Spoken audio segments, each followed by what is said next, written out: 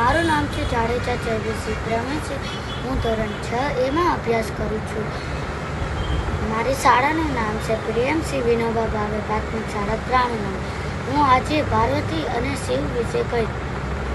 એક દિવસ શિવના પત્ની પાર્વતીએ શિવના નંદીને કીધું, હું સ્નાન કરવા જાઉં છું, કોઈને અંદર આવવા દેવાનું નહીં ને મને ખલેલ કરવા દેવાનું નહીં.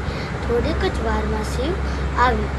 નંદી હેરાનમાં આવી ગયા કે હું શિવને પોતાના જ મહેલમાં અંદર ન જવા દઉં. શિવ તો અંદર ગયા. પાર્વતી ગુસ્સે થયા. શિવ દાંત કાઢવા માંડ્યા. પાર્વતીજીએ કીધું, મને એવો નોકર આપો જે મારો જ કીધું માને.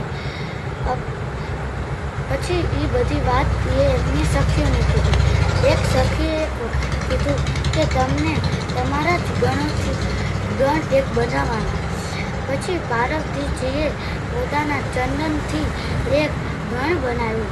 તેમાં એ જીવદાન કર્યું ને એ ગણને કીધું કે તું દરવાજે ઊભો રહે, કોઈને અંદર નહીં આવવા દેવાનું. અસ્તુ.